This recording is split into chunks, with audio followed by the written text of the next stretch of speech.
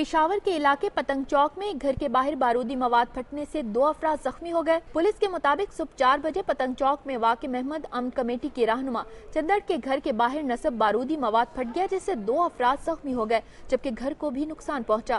زخمیوں کو lady reading ہسپتال منتقل کر دیا گیا ہے، جہاں ان کی حالت خطرے سے باہر بتائی جاتی ہے۔ ملک چندر خان نے شدت پسندوں کے خلاف بننے والی امن کمیٹی کے سرکردہ رہنما ہیں، جس کو اس سے پہلے دھمکیاں موصول ہو چکی ہیں۔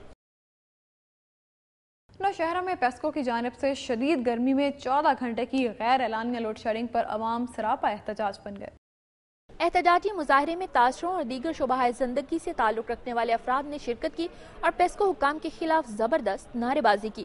لوگوں کا کہنا تھا کہ پیسکو پہلے سے طے شدہ لوڈ شیڈنگ شیڈیول کے مطابق لوڈ شیڈنگ کرے۔ 14 گھنٹے کی ناروا لوڈ شیڈنگ نے عوام کا جینا محال کر رکھا ہے۔ ان کا کہنا تھا کہ پیسکو حکام پولیس حکام کے سامنے آئندہ کا شیڈیول فراہم کریں تاکہ اس شیڈیول کے مطابق عوام کی زندگی آسان ہو۔ اس موقع پر تاثروں کا کہنا تھا کہ حکمران عوام کو مہنگائی، غربت اور بے روزگاری کے ساتھ ساتھ لوڈ شیڈنگ کے عذاب سے نکالنے کے لیے اقدامات کریں۔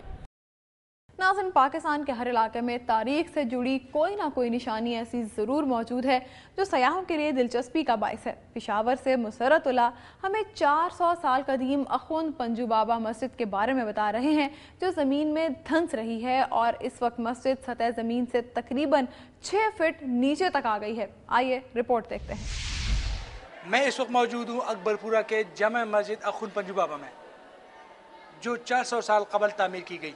پشاور کے نواحی علاقہ اکبر پورہ میں واقع جامع مسجد سید اخوند پنجو بابا کی عمارت کا اگلا حصہ، جو تقریباً 400 سال قبل تعمیر کیا گیا تھا، آہستہ آہستہ زمین بوس ہو رہا ہے۔ تاریخی اہمیت کی حامل اس مسجد کے بارے میں مقامی لوگوں کا کہنا ہے کہ نکاسی آب کا نظام نہ ہونے کے باوجود جتنی بھی بارش ہو جائے مسجد کے صحن میں پانی کڑا نہیں ہوتا۔ لوگوں کا کہنا ہے کہ مسجد کے اگلے حصے میں 3 صفیں کڑی ہوتی تھی، تاہم اب صرف ایک صف بمشکل کڑی ہوتی ہیں اور مسجد علاقے کے زمین سے تقریباً 6 فٹ نیچے چلی گئی ہے، جبکہ زمین بوس ہونے کا سلسلہ مسلسل جاری ہے۔ میاگانو محلے میں واقع اس مسجد کو دیکھنے کے لیے لوگوں کی ایک بڑی تعداد یہاں آتی ہے۔ حیران کن بات یہ ہے کہ مسجد کا پچھلا حصہ، جو 100 سال قبل تعمیر کیا گیا تھا، مکمل طور پر ٹھیک ہے اور بچوں کی بڑی تعداد یہاں قرآن پاک کی تعلیم حاصل کرنے کے لیے آتی ہے۔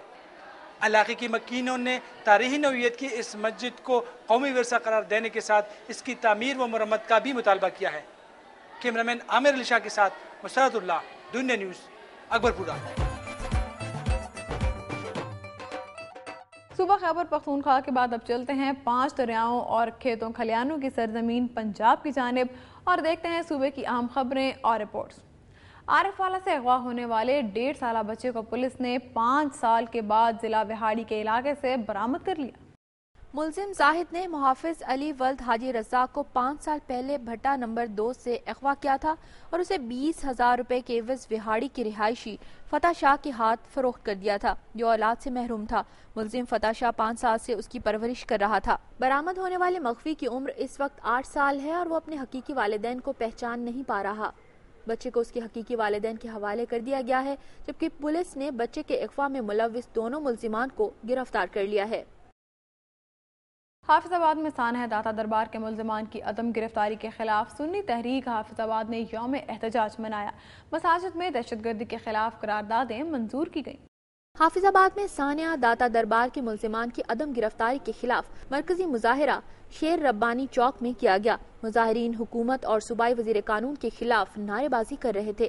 مظاہرین سے خطاب کرتے ہوئے مرکزی جمعیت علماء پاکستان کے نائب صدر پیر سید شبیر حسین شاہ، سنی تحریک کے ضلعی کنوینر محمد عثمان حیدر نقوی اور دیگر علماء نے خطاب کرتے ہوئے کہا کہ سانحہ داتا دربار پر دھماکوں کے ملزمان حکومت کی گود میں بیٹھے ہیں، صوبائی وزیر قانون ان کی پشت پناہی کر رہے ہیں۔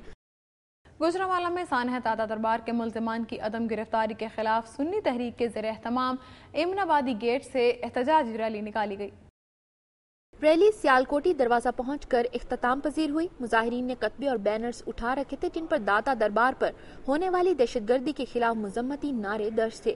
اس موقع پر شرکاء نے صوبائی وزیر قانون رانا ثناء اللہ کے خلاف بھی شدید نعرے بازی کی۔ مقررین کا کہنا تھا کہ چیف جسٹس آف پاکستان از خود نوٹس لیتے ہوئے داتا دربار پر ہونے والے حملے پر کارروائی عمل میں لائیں۔ بعد میں ریلی کے شرکاء پرامن طور پر منتشر ہو گئے۔ سانحہ داتا دربار کے خلاف عالمی تنظیم اہل سنت کی اپیل پر ملک بھر میں یوم احتجاج منایا گیا۔ گجرات میں بھی زبردست احتجاجی جلوس نکالا گیا۔ عالمی تنظیم اہل سنت گجرات کے زیر اہتمام شاہین چوک تا GTS چوک ایک بہت بڑا احتجاجی جلوس نکالا گیا، جس کی قیادت عالمی اہل سنت کے مرکزی امیر حضرت صاحبزادہ پیر محمد افضل قادری نے کی۔ بعد میں GTS چوک میں احتجاجی مظاہرے سے خطاب کرتے ہوئے صاحبزادہ پیر افضل قادری نے کہا کہ داتا دربار برصغیر کا سب سے بڑا دینی اور روحانی مرکز اسلام ہے، لہٰذا اس مقدس مقام پر بم دھماکہ کرنا اور امت مسلمہ کے عظیم محسن کے بے گناہ مہمانوں کو نہایت صفاقی کے ساتھ قتل کرنا در حقیقت اسلام اور امت مسلمہ کے خلاف کھلی جارحیت ہے۔ میری دھرتی میری دنیا میں خبر نشر ہونے پر کارروائی۔ DG ریسکیو 1122 پنجاب نے اسپتال میں مریض لے کر جانے والے اہلکاروں پر ڈاکٹرز کے تشدد اور ضلعی آفیسر کی وردی پھاڑنے کا نوٹس لے لیا۔ گزشتہ شب DHQ ہسپتال میں ریسکیو 1122 کا عملہ میڈیکل ایمرجنسی لے کر گیا تو وہاں پر موجود ڈاکٹروں نے مبینہ طور پر مریضہ کے لواحقین اور ریسکیو کے عملے کو دھکے دے کر ہسپتال سے نکال دیا اور EO انجینئر صبغت اللہ کی وردی پھاڑ دی، جس پر مقامی پولیس کو کارروائی کے لیے درخواست دی گئی۔ تاہم دوسرے روز بھی پولیس نے ڈاکٹروں کے خلاف مقدمہ درج نہیں کیا۔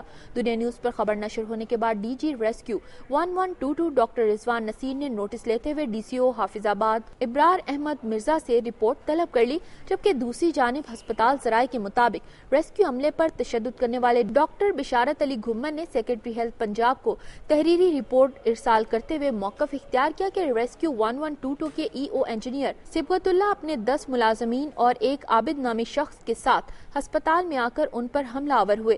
ذرائع کے مطابق DC ابرار احمد مرزا نے انکوائری کے لیے MSDHQ ہسپتال ڈاکٹر محمد اسلم کو طلب کیا، جنہوں نے پیش ہونے سے انکار کر دیا۔ دوسری جانب DG ریسکیو 1122 کے حکم پر ریسکیو افسران نے ہسپتال میں ہونے والے واقعے کے گواہوں کے بیانات قلم بند کر لیے۔ ہیوی الیکٹریکل کمپلیکس کے سینکڑوں ڈیلی ویجز ملازمین کا احتجاج 8ویں روز بھی جاری رہا۔ فیکٹری میں کام بند، روزانہ کروڑوں روپے کا نقصان ہو رہا ہے۔ ہیوی الیکٹریکل کمپلیکس ستار 052 کے قریب یومیہ اجرت پر کام کرنے والے مزدوروں نے اپنے مطالبات کے حق میں 8ویں روز بھی احتجاج جاری رکھا۔ مظاہرین نے ریلی بھی نکالی، جس کی قیادت پیپلز پارٹی کی خاتون رکن اسمبلی ڈاکٹر فائزہ رشید نے کی۔ اس موقع پر ڈاکٹر فائزہ رشید نے خطاب کرتے ہوئے کہا کہ peoples party heavy electrical complex میں انتظامیہ کی طرف سے مزدوروں کے خلاف رکھے گئے ناروا سلوک کی پرزور مذمت کرتی ہے اور ان کے تمام جائز مطالبات کی حمایت کرتی ہے۔